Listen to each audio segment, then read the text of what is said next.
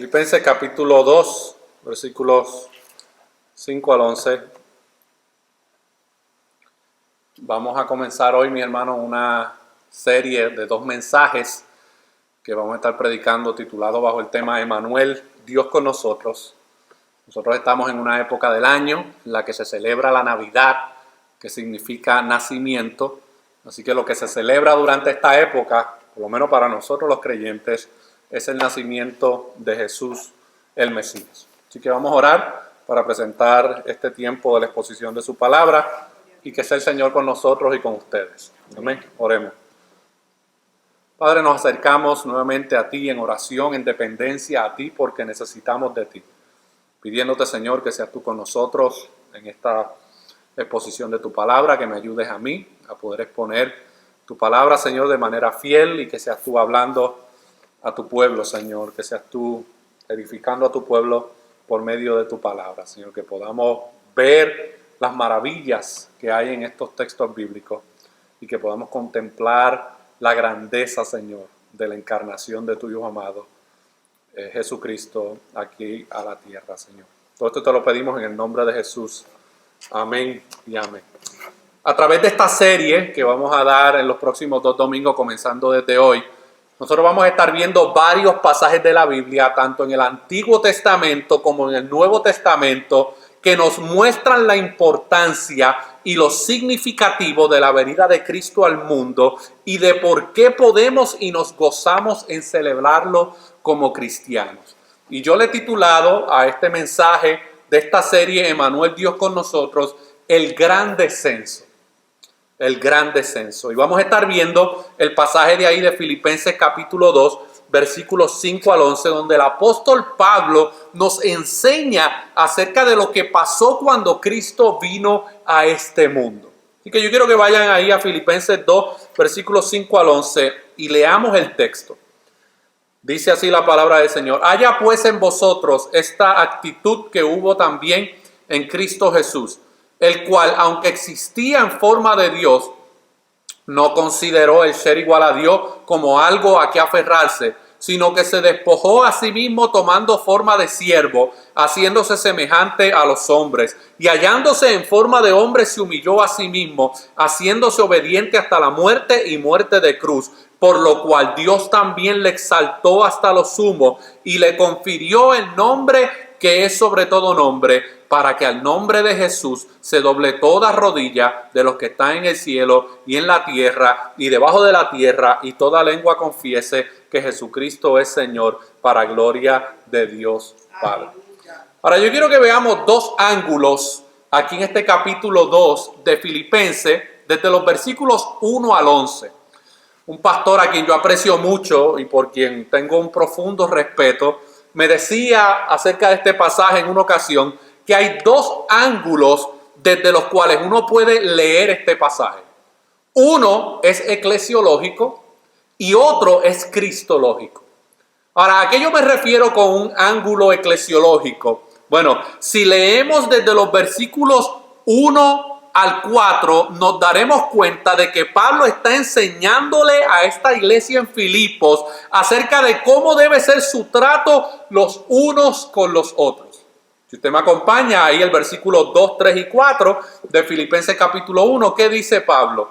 Siendo de un mismo sentir, conservando el mismo amor, unidos en espíritu, dedicados a un mismo propósito, no haciendo nada por egoísmo o para gloria propia, sino que con actitud humilde cada uno considere al otro como más importante que a sí mismo, no buscando cada uno sus propios intereses, sino más bien los intereses de los demás. Y en el versículo 5, entonces lo que Pablo hace, mis hermanos, es darles un ejemplo a estos cristianos en Filipos.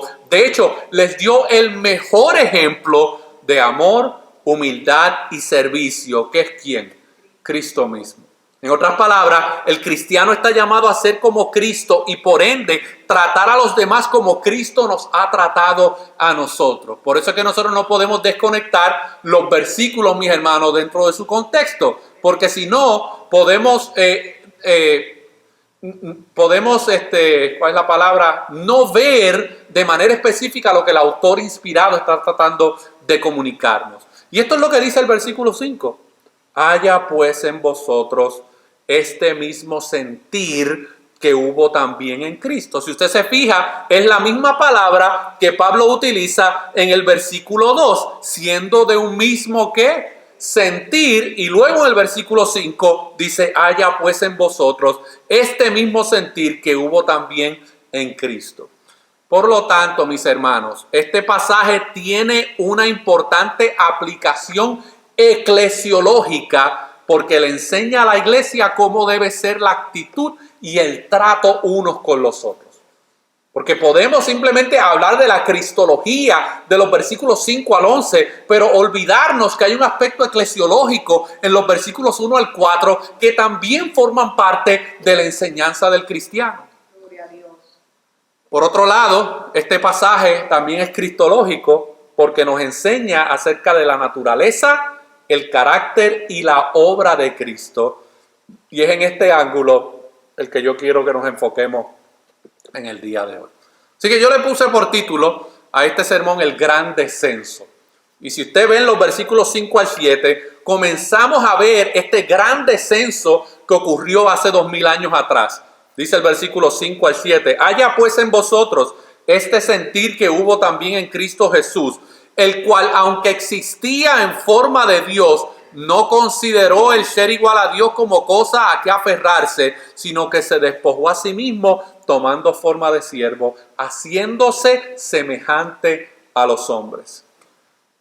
Ahora, lamentablemente, más de 2000 años después de que esto tomó lugar en la historia, nosotros ahora vivimos ¿en qué? En tiempos modernos, ¿verdad? Ya nosotros pasamos la época postmoderna, nosotros vivimos ahora dentro de la modernidad, donde tenemos la televisión, las computadoras, los smartphones, las tabletas, el Apple Watch, Twitter, Facebook, Instagram, los avances de la ciencia y todas estas cosas. ¿Qué es lo que han pasado? ¿Qué es lo que ha hecho con nosotros en el día de hoy? Nos hemos acostumbrado a hablar acerca de esto como si fuera algo común y corriente. Hemos perdido el sentido de asombro por las cosas que son realmente asombrosas, mis hermanos. Porque como ya forman parte de nuestro diario vivir, y muchas de ellas han formado parte de nuestro diario vivir por décadas, se vuelven comunes, mis hermanos, y ya perdemos el asombro. Cuando salió el iPhone, mis hermanos, hace el 2000, creo que fue 2002 o 2003 o 2004 que salió el iPhone, mis hermanos. Eso fue una revolución. La gente se paraba ahí en la tienda de Nueva York, en la vitrina, simplemente a contemplar lo que eso haría por la humanidad. Y un artefacto que ha revolucionado el mundo. Pero hoy en día, mis hermanos, ya todos los años sacan un iPhone nuevo, mis hermanos. Y ya el que uno tenía anteriormente, ya no tiene ningún valor porque nos acostumbramos a ciertas cosas. Pero mis hermanos, aún en medio de toda nuestra modernidad y nuestra apatía, Dios sigue siendo Dios y Él sigue siendo asombroso. Y para eso tenemos que contestar una pregunta: ¿quién es Dios? Génesis capítulo 1, versículo 1 nos dice, mis hermanos, en el principio creó Dios los cielos y la tierra. Y en Juan capítulo 1, versículos 1 al 3, dice, en el principio existía el verbo. Y ese verbo, como ya sabemos, es Cristo. Y el verbo estaba con Dios y el verbo era Dios. Él estaba en el principio con Dios. Todas las cosas fueron hechas por medio de Él. Y sin Él nada de lo que ha sido hecho fue hecho. Y nosotros escuchamos esas palabras. Hemos escuchado tantos sermones acerca de este pasaje. Y ya, mis hermanos, se vuelve algo común en nuestra experiencia. Pero cuando tú te sientas a pensar realmente que el Dios creador de todas las cosas, mis hermanos, desciende de los cielos para venir, mis hermanos, a hacer una obra de salvación por gente que no merecíamos, eso cambia nuestra perspectiva acerca de quién es Dios. Gloria a Dios. De hecho, la Biblia usa expresiones como en el principio y antes de la fundación del mundo para referirse a un tiempo cuando no había tiempo, cuando no había espacio, cuando no había materia, cuando no existía absolutamente nada de lo que nosotros conocemos y podemos ver. Todo lo que consideramos impresionante y asombroso cuando solamente existía Dios. No había cielo, no había ángeles, no había tierra, no había hombre, no había galaxias, no había universo, no había absolutamente nada. Solo había Dios, Padre, Hijo y Espíritu Santo. Esta, mis hermanos, es la eternidad de Dios. Dios es eterno, pero no como nosotros, en el sentido de que ahora tú y yo hemos sido creados y nuestra alma y cuerpo durarán para siempre luego de ser glorificados, pero la nuestra es una eternidad solo futura. Porque nosotros no hemos existido eternamente, mis hermanos. Tuvimos un principio por parte de nuestro Creador, pero sin embargo Dios no es así. Dios tiene una eternidad absoluta. Y para nosotros, hermano, entender el gran descenso y este principio, esta enseñanza bíblica de Emmanuel, Dios con nosotros, tenemos que maravillarnos acerca de la eternidad de Dios. En otras palabras, Dios nunca fue creado, nunca tuvo principio y tampoco tendrá un fin. Él es realmente eterno en todo el sentido de la palabra. Cuando yo no comprendo la eternidad de Dios, la encarnación de Cristo, mis hermanos, que es Dios encarnado, no causa mucho asombro. Pensamos que pues otro bebé que nació y pues ahí tuvo buenas intenciones y pues qué bueno que murió en la cruz por nosotros, así yo no tengo que hacerlo. Pero cuando nosotros entendemos, mis hermanos, que el Dios eterno se encarnó, eso cambia nuestra perspectiva acerca de quién es Dios. Dios está, mis hermanos, en una categoría única, sin rival o competencia alguna. No hay absolutamente nada ni nadie como Él, pues de Él, de hecho, proceden todas las cosas. ¿Qué dice Deuteronomio capítulo 4? No lo tienen que buscar, pero lo pueden leer si quieren anotarlo. ¿Qué dice Deuteronomio 4:39? Por tanto, reconoce hoy y reflexiona en tu corazón que el Señor Jehová es Dios, arriba en los cielos y abajo en la tierra, no hay otro. El profeta Isaías en el capítulo 44, versículos 6 al 7 dice: así dice el Señor, el Rey de Israel y su Redentor, el Señor de los ejércitos: yo soy el primero y yo soy el último, y fuera de mí no hay Dios, y quién como yo que lo proclame y lo declare. Sí, que en orden lo relaté ante mí desde que establecí la antigua nación, que les anuncien las cosas venideras y lo que va a acontecer. Y un capítulo más adelante, en el capítulo 45, versículo 18, dice Dios: porque así dice el Señor que creó los cielos. Él es el Dios que formó la tierra y la hizo. Él la estableció y no la hizo un lugar desolado, sino que la formó para ser habitada. Yo soy el Señor Jehová y no hay ningún otro. Aleluya. Pero también las Escrituras nos revelan que Él es autosuficiente, pleno, completo en sí mismo y que no tiene ninguna necesidad. A diferencia de lo que dice un predicadorcito por ahí, hace muchos años atrás, que dijo de que Dios, hablando de este tema de la encarnación, que Dios prefería dejar de existir con nosotros que vivir sin nosotros. Eso es, mis hermanos, de las blasfemias más terribles que se pueden hacer en contra de los atributos de Dios. Dios no necesita de su creación, mis hermanos. Él es autosuficiente. El Salmo 50, versículo 12, miren cómo dice Dios hablando: si yo tuviera hambre, no te lo diría a ti, porque mío es el mundo y todos los que en él hay. Y luego en Hechos capítulo 17, versículo 25, Pablo, hablando y predicando acerca de quién es Dios y sus atributos, le dice a una audiencia de idólatras: el Dios que hizo el mundo y todo lo que en él hay, puesto que es Señor del cielo y de la tierra, no mora en templos hechos por manos de hombres, ni es servido por manos humanas como si necesitara algo, puesto que Él da a todos vida y aliento y todas las cosas. Gloria a Dios. Su gloria y valor infinito es desde la eternidad hasta la eternidad, independientemente de todo lo demás. Esto lo vemos en Juan 17, versículos 4 al 5, cuando Jesús dice en esa famosa oración sacerdotal, dice: yo te glorifiqué en la tierra, habiendo terminado la obra que me diste que hiciera, y ahora glorifícame tú, Padre, junto a ti, con la gloria que tenía contigo antes de que el mundo existiera. Y Pablo en Romanos capítulo 11, versículo 36, reconoce este aspecto de la eternidad de Dios. Y dice, porque de Él, por Él y para Él son todas las cosas, a Él sea la gloria para siempre. Amén.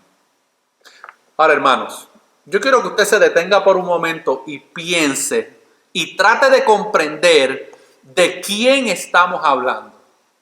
Porque esto es lo que debemos pensar al escuchar las palabras del apóstol Pablo de que Jesucristo es Dios. Aleluya. Y siendo Él todo lo que acabamos de leer y mucho más, ¿qué dice el texto en los versículos 6 al 7 de Filipenses?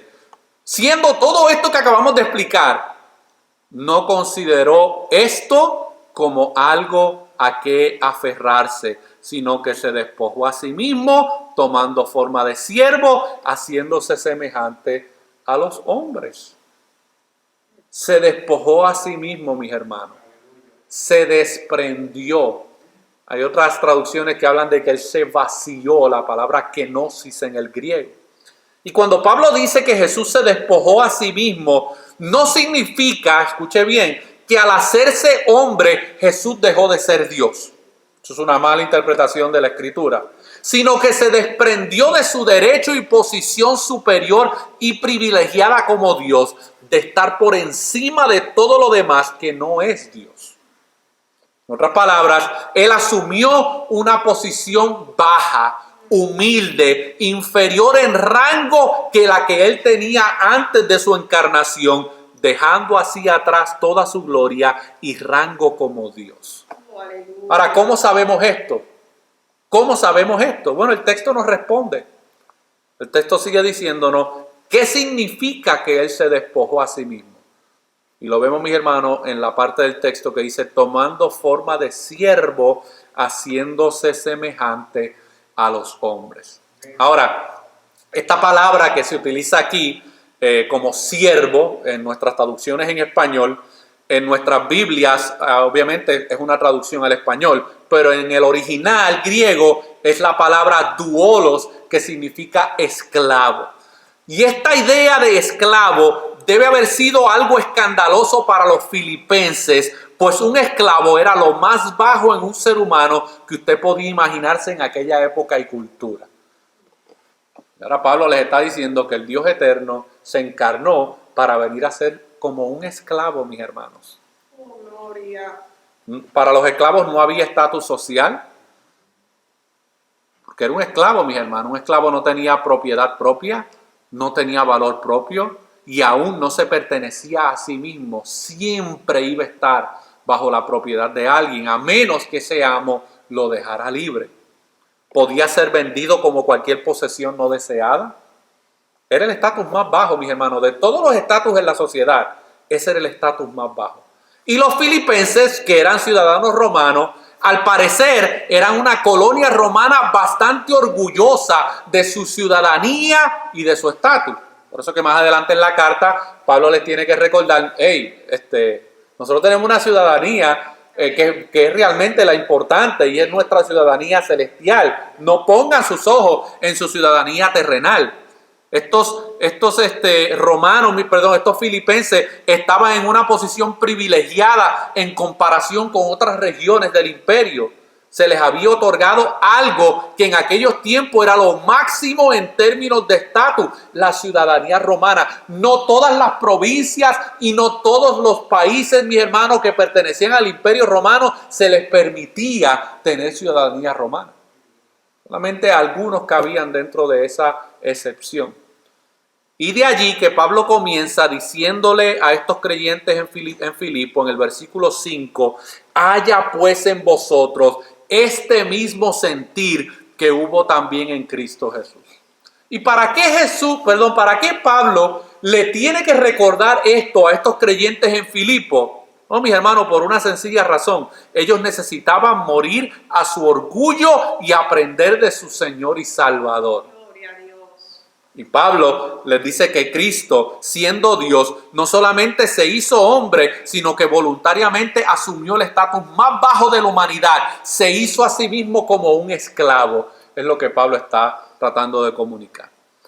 Mis hermanos y mis hermanas, si el Creador Dios, Rey supremo de todas las cosas, glorioso y santo, suficiente en sí mismo, se hubiera hecho como el mejor y más alto de nosotros, aun si Él hubiera venido como un rey o emperador, como un noble rico y poderoso, o nacido en una familia de realeza, aún hubiera sido suficiente descenso y humillación. Así es, sí, Señor. Pero ni siquiera fue esto lo que Él hizo. Él fue de lo más alto posible en su única y propia categoría hasta lo más bajo posible en nuestra ya baja categoría. Aleluya. Mi hermano, a nosotros en nuestro pequeño mundo aquí, en el que nos creemos que somos el centro del universo, nos da trabajo asumir nuestra posición de vida, a pesar de que esta posición, de hecho, es la que nos pertenece. Pues si alguien tenía que humillarse al nivel de esclavo, éramos nosotros, mis hermanos, no el Dios eterno, creador de todas las cosas. ¿Y qué es lo que nos sucede? Bueno, que desde que tenemos 2 o 3 cosas, desde que tenemos una casa, un carro, algo de dinero en la cuenta, buena ropa, ciudadanía, algo de conocimiento, una posición de influencia en el trabajo, en el ministerio, inmediatamente nos creemos que el universo tiene que saber quiénes nosotros somos y escuchar todo lo que tenemos que aportar para la bendición y la supervivencia de la sociedad. Aleluya. Pero Dios, el creador y dueño de todas las cosas, aquel a quien pertenecen todas las riquezas y la gloria, que hizo los límites del océano, que echó los cimientos de la tierra, que le ordena a la mañana venir, al sol brillar sin parar, que habla al mar y los vientos le obedecen, que bajo los cielos suelta el estruendo de su voz y relámpagos golpean la tierra, que dice a la lluvia y a la nieve cae sobre la tierra, que con su soplo forma el tornado y congela la extensión de las aguas y las convierte en hielo, que conoce la posición de las nubes, que extiende todo el firmamento como un espejo de metal fundido y que sostiene todo con la palabra de su poder. Él decidió voluntariamente despojarse y hacerse no solo hombre, sino el más bajo, pobre, hambriento, sediento, solitario, deambulante y mal vestido, un esclavo. Bendito Dios. Mi hermano, por eso es que nosotros no predicamos moralismo. Nosotros no le predicamos a la gente, vente a la iglesia para que seas mejor padre, vente a la iglesia para que tengas un mejor matrimonio. No, mis hermanos. Estamos hablando de que Dios se encarnó para venir a tomar la posición más baja, para venir a salvar a rebeldes. Gloria a Dios. Y ahora yo tengo unas preguntas, mis hermanos, a la luz de estas realidades. Yo quiero que usted piense y medite en estas preguntas porque nos aplican a todos. ¿Qué se te hace tan difícil, hermano o hermana? ¿Por qué se nos hace tan difícil pedir perdón a tu esposo, a tu esposa, a tus hijos, a algún familiar? ¿Por qué perdonar a alguien que ha pecado contra ti es tan difícil? ¿Por qué se nos hace tan difícil? ¿Por qué se nos hace tan complicado renunciar a nuestro apego a las cosas materiales, a un estatus social o a una reputación? ¿Saben por qué se nos hace tan difícil, mis hermanos? Porque tenemos a veces, sin darnos cuenta, nos hemos acostumbrado a los atributos de Dios. Y ya los tenemos como cosa común, mis hermanos.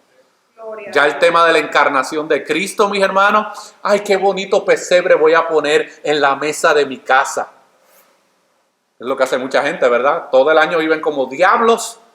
Pero obviamente en Navidad hay que sacar el pesebre y hay que sacar al niñito Jesús del closet. Y hay que ponerlo, obviamente, para que la gente y la familia los vea cuando yo llegue a la casa. O cuando la gente venga a la casa, mis hermanos. Y tratamos la encarnación de Cristo con tanta superficialidad, mis hermanos. Y nos olvidamos de lo que realmente, mis hermanos, significa. Cuando yo entiendo la encarnación de Cristo, mis hermanos, que Él no tenía ninguna necesidad de venir a encarnarse para ofrecernos perdón por nuestros pecados. Mis hermanos, nos debemos evaluar y preguntarnos, ¿qué estamos profesando? ¿Qué cristianismo estamos profesando, mi hermano, que tan difícil se nos hace otorgar el perdón cuando aquel perdón que no merecíamos se nos fue dado por medio de Cristo? Cristo, siendo Dios, se despojó a sí mismo tomando forma de siervo, haciéndose semejante a los hombres. Nos ha tratado a nosotros como si fuéramos superiores a Él. ¿Usted entiende eso, mi hermano? El Dios eterno nos ha tratado a nosotros como si nosotros fuéramos superiores a Él. ¿Quién entiende eso, mis hermanos? Eso escapa a nuestra comprensión. Él vino no a ser servido, sino a servir, a dar su vida en rescate por muchos, como dice Mateo capítulo 20, versículo 28. Y Pablo nos dice que debemos tener la misma actitud, considerándonos los unos a los otros como superiores a nosotros mismos. ¿Se acuerdan que yo le dije que había un aspecto eclesiológico, pero que había un aspecto cristológico también en el pasaje? Porque nos podemos volver expertos en la cristología de Cristo en esos pasajes, mis hermanos, pero olvidar que el propósito de los versículos 5 al 11 es para que podamos vivir los versículos 2 al 4. Aleluya. Y sobre este misterio de la encarnación de Jesús hay una canción escrita por Joy Williams que en inglés se llama Aquí, Here With Us, en español se llama Aquí con nosotros. Y miren lo que dice este himno. Aún es un misterio para mí que las manos de Dios pudieran ser tan pequeñas, como esos dedos pequeños que tratan de agarrar por la noche. Fueron las manos que midieron los cielos. Aún es un misterio para mí. Cómo sus ojos infantes han visto el fin de los tiempos, cómo sus oídos han escuchado una sinfonía de ángeles, y aún así María tuvo que mecer a su Salvador para dormirlo. Aleluya. Asimismo, mis hermanos, nosotros debemos recobrar ese sentido de asombro y misterio por la encarnación del Hijo de Dios.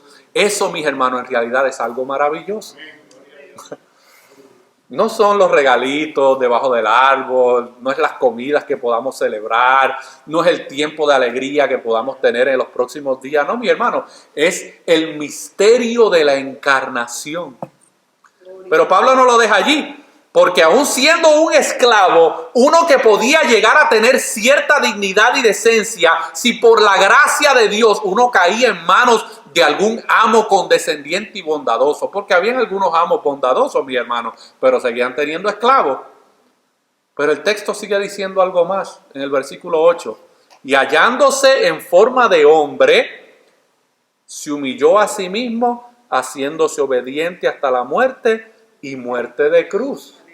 Así que ya no es solamente que Cristo se hizo hombre y que además de hacerse hombre se hizo lo más bajo, que era un esclavo, sino que aún más allá Él estuvo dispuesto a morir condenado como un criminal y a morir la peor y más repulsiva muerte que había en esos tiempos, que era la crucifixión. Hermanos, hoy en día nosotros estamos tan removidos de la realidad de la crucifixión que la cruz ha llegado a ser un atuendo o un objeto de decoración bonito para la casa. Sí, Señor.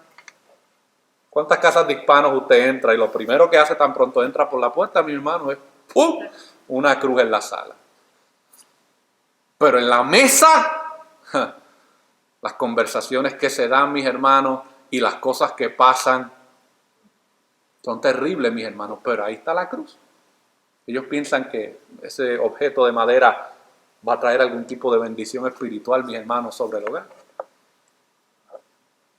Pero no había nada de decorativo ni bonito en una cruz en aquellos tiempos. Hoy hasta nos las colgamos en el cuello. Nosotros conocemos, mis hermanos, una versión sanitaria y domesticada de la crucifixión. Porque ya nos las han decorado, mis hermanos, y nos las han mercadeado de tal manera que ya la crucifixión es como cualquier historia en el mundo.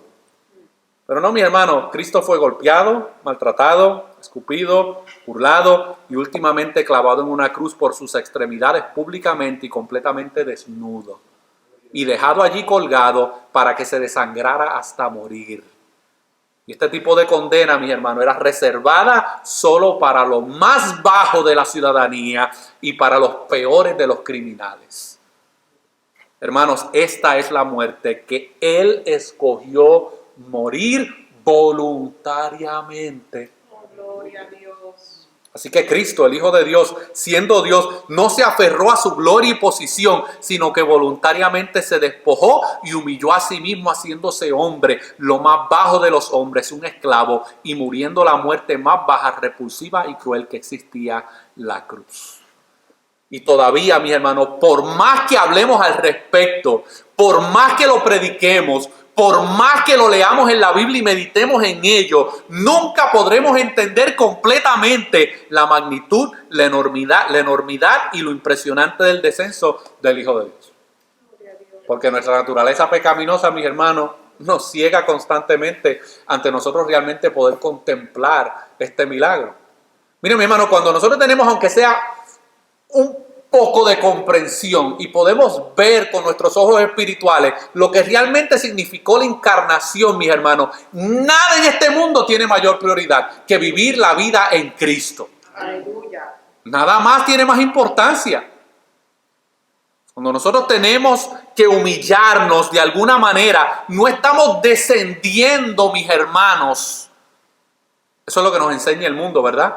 Si tú te humillas, eso es que estás descendiendo. No, mis hermanos, estamos asumiendo la posición que realmente nos corresponde y pertenece. Aleluya. Nosotros no somos gloriosos, no somos santos, no somos perfectos, no somos dignos, no somos nobles, no somos sublimes, no somos supremos, pero Cristo sí lo es. Aleluya, sí, Señor. R.C. Sproul en una ocasión le hicieron una pregunta y le dijeron, ¿por qué cosas malas le pasan a personas buenas? Y R.C. Sproul responde, eso solo ha ocurrido una sola vez y él lo hizo de manera voluntaria. Aleluya. Pero cuando la gente no tiene una cosmovisión bíblica, mis hermanos, acerca de esto, especialmente a veces entre los cristianos y no cristianos, ¿por qué a mí me pasa esto? Es que te debió haber pasado peor. Nos debió haber pasado peor, mis hermanos. Así que no vayas por ahí cantando esa canción de pena de que ¿por qué me ha pasado esto? No, es que no debió haber pasado peor, mis hermanos. Debió haber pasado la condenación eterna. Así que no hay cosas malas que le pasan a personas buenas, mis hermanos. Aunque Dios en su gracia, mis hermanos, nos permite gozar de cierta gracia común, Dios desciende la lluvia sobre tanto justos como injustos. Pero es la realidad, mis hermanos. ¿Por qué cosas malas le pasan a personas buenas? Eso no es bíblico. Por lo menos no es lo que nos enseña el Nuevo Testamento, mis hermanos. Nosotros somos malos, Señor. que nos pasan cosas buenas. Sí, Señor. Esa es la realidad, mis hermanos. Nosotros somos malos y que Dios en su gracia nos otorga, mi hermano. La Biblia dice también en Filipenses que toda dádiva proviene de Dios. Ahora, ¿por qué hizo esto Jesús? Hermano, yo pensé que yo iba a venir un bonito servicio de Navidad y que usted iba aquí a animarnos. Y bueno, yo espero que usted sea animado por medio de la palabra del Señor, mi hermano. Ahora, ¿por qué hizo esto Jesús? Bueno, algunos pasajes nos revelan claramente por qué Él hizo esto.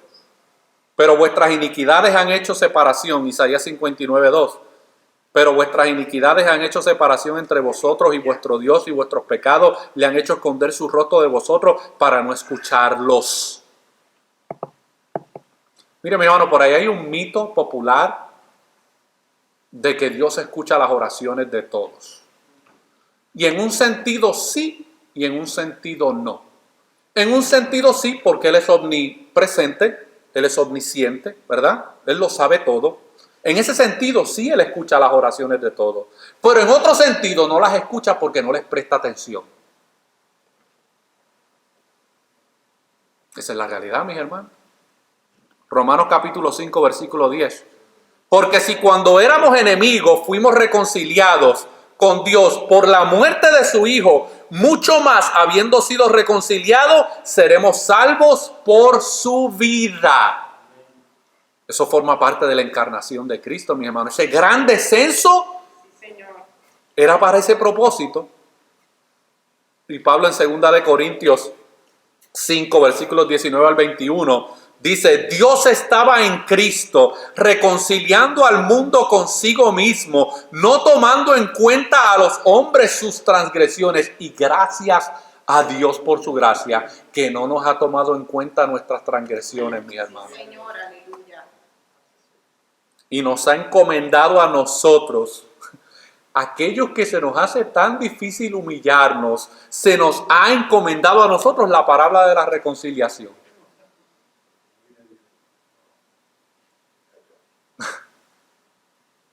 Aquellos que vivimos vidas donde no hay reconciliación con otros, dice que le predicamos el mensaje de reconciliación a otros. Es grande nuestra hipocresía, mis hermanos. Es grande nuestro arrepentimiento. Hablamos de reconciliación, mis hermanos, cuando a veces entre nuestra propia familia y aquellos cercanos a nosotros no hay reconciliación. Por tanto, somos embajadores de Cristo. Miren eso, mis hermanos. Embajadores de Cristo. Como si Dios rogara por medio de nosotros. En nombre de Cristo os rogamos, reconciliaos con Dios. Al que no conoció pecado, le hizo pecado por nosotros, para que fuéramos hechos justicia de Dios en él. Yo quiero concluir y aplicar esto que hemos visto. Para los no creyentes, puede haber tal vez alguno en medio de nosotros.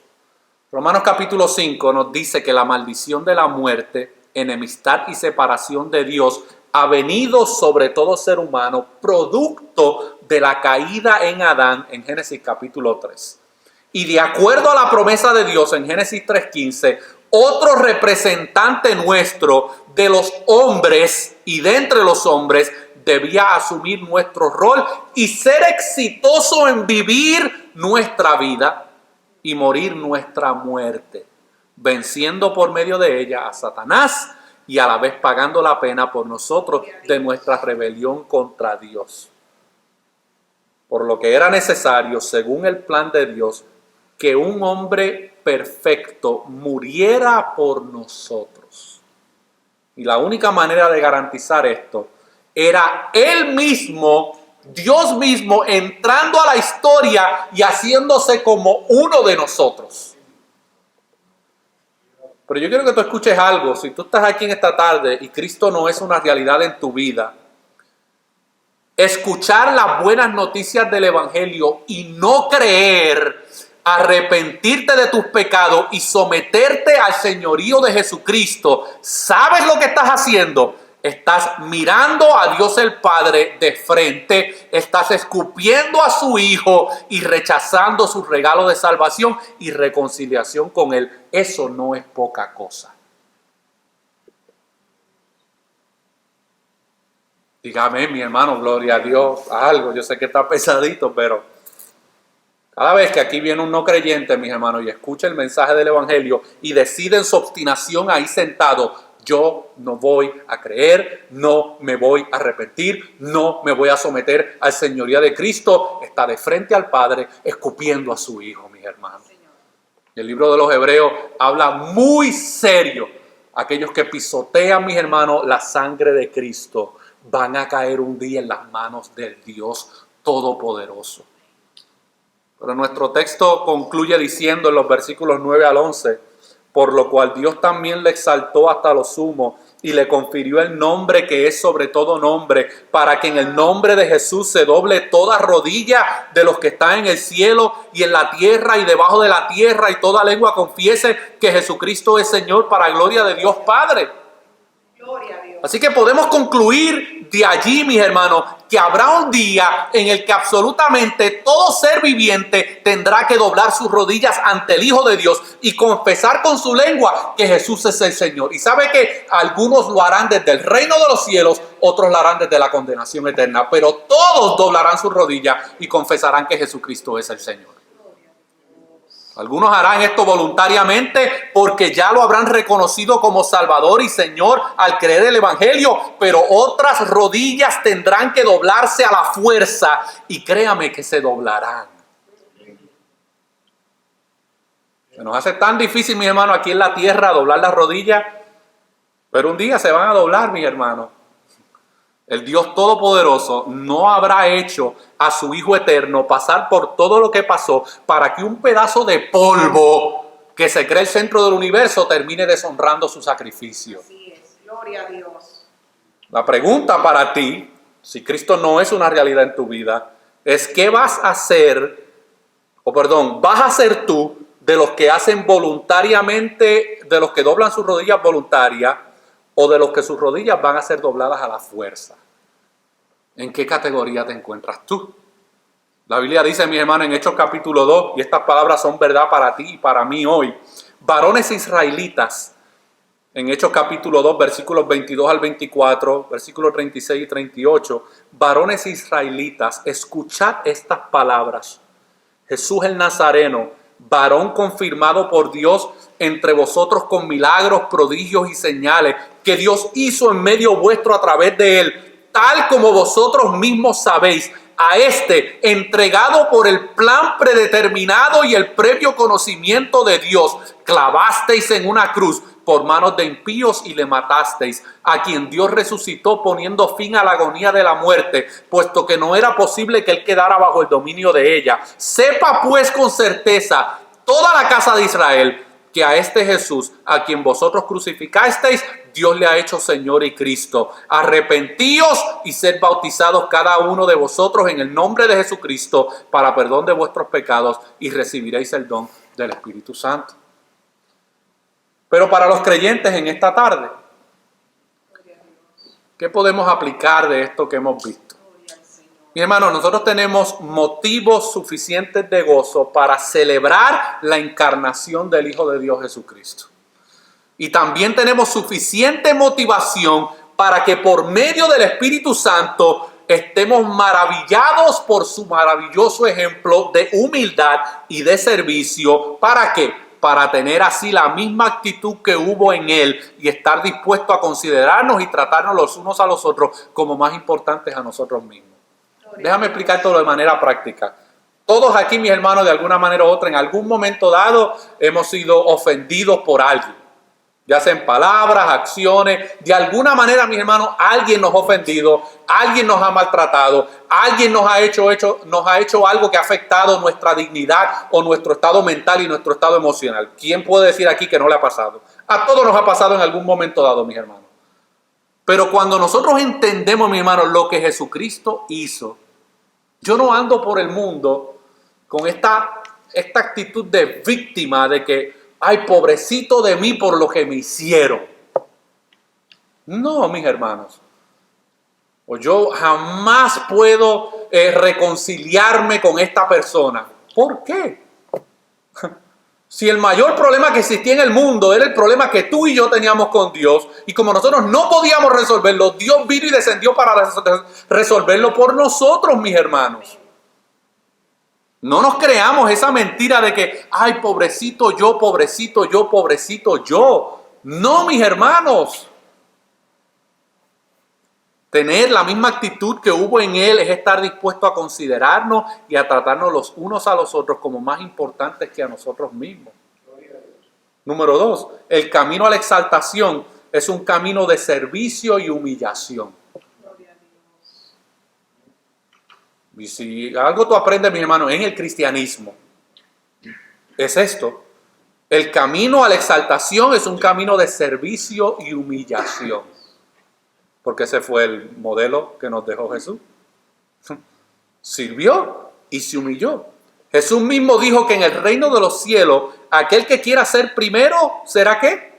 Será último. Y el que quiera ser el más importante, ¿será qué? El siervo de todos. Pero también nos dijo Jesús que de la misma manera en que el que se exalta a sí mismo será humillado, aquel que se humilla a sí mismo será ¿qué? Exaltado. Y Él nos dio ese ejemplo.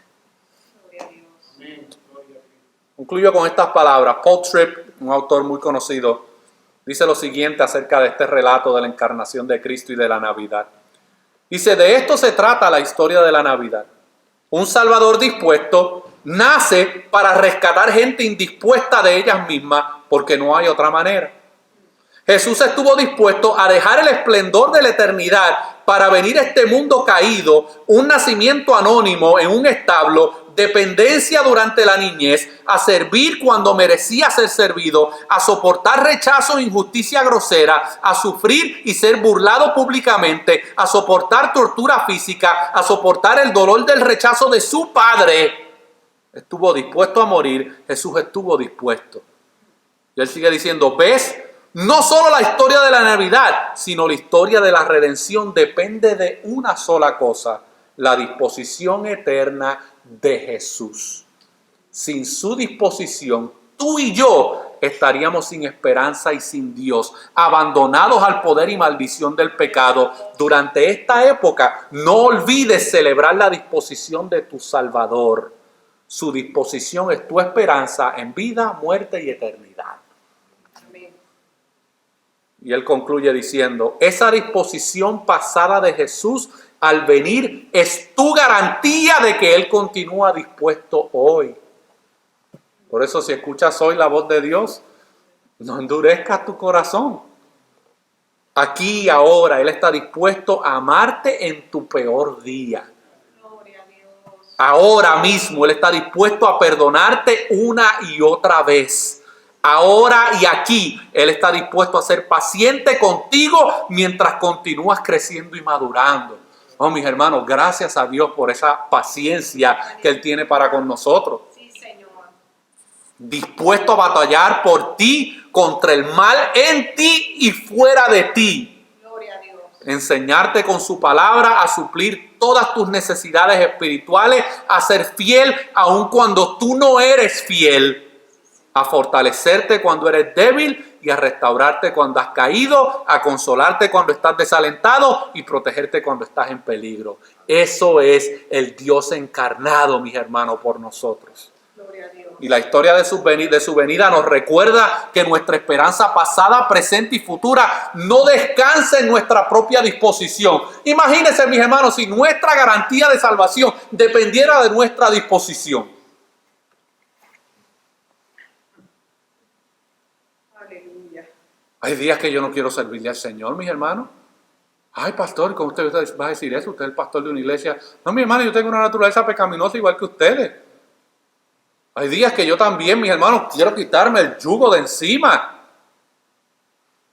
Pero, mi hermano, cuando comienzo a contemplar realmente lo que Dios hizo por uno, se le quitan las ganas a uno, mis hermanos.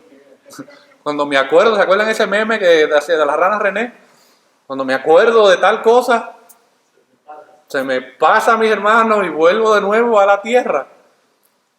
Así que la historia de su venida nos recuerda que nuestra esperanza pasada, presente y futura no descansa en nuestra propia disposición o voluntad, sino en la disposición de aquel a quienes los ángeles cantaron, los pastores adoraron y los magos buscaron, mis hermanos. El Jesús dispuesto es la única esperanza para pecadores indispuestos. Oremos. Gloria a Dios. Señor, te damos gracias por tu palabra, Señor, y te damos gracias porque a través de ella podemos leer y podemos ver y podemos maravillarnos, aunque con limitaciones, de ese gran descenso que tú hiciste por y a favor de nosotros hace 2000 años atrás, Señor. Por rebeldes que no querían saber nada de ti, por rebeldes que no te buscaban, por rebeldes que mostraban por medio de su pecado, su rechazo a ti. Pero tú, Señor, eres un Dios de gracia, eres un Dios amoroso, eres un Dios misericordioso, Señor. Te pedimos que tú nos ayudes como creyentes a poder reflexionar y meditar en este gran misterio de la encarnación de tu Hijo Jesucristo, Señor, y que nos podamos maravillar y contemplar la profundidad de ese acto. Y que cuando estemos atravesando situaciones difíciles como creyentes, de manera personal, con tentaciones, con sufrimientos, con tantas situaciones que pueden llegar a nuestras vidas, pensemos y meditemos en todo lo que tú hiciste al descender para venir a ser nuestro sustituto en la cruz, Señor. Y si hubiera en medio nuestro todavía alguien que tú no eres una realidad en su vida, que todavía no ha doblado sus rodillas ante ti, que esta sea una hermosa tarde para que tú obres esa obra de nuevo nacimiento en su vida, Señor, y que pueda pasar de muerte a Vidi, que tú le des el don de la fe y del arrepentimiento para que pueda creer y poner su confianza en ti, Señor. Y hagas ese milagro sobrenatural de la regeneración y del nuevo nacimiento en aquel que en estos momentos está muerto en sus delitos y pecados, Señor. Gracias por tu palabra y gracias porque tú sigues bendiciendo esta congregación, Señor, aquí en Milford, y que por medio de instrumentos débiles e imperfectos, tú sigues hablando a tu pueblo, Señor, por medio de tu palabra. Entonces te lo pedimos en el nombre de Jesús. Amén.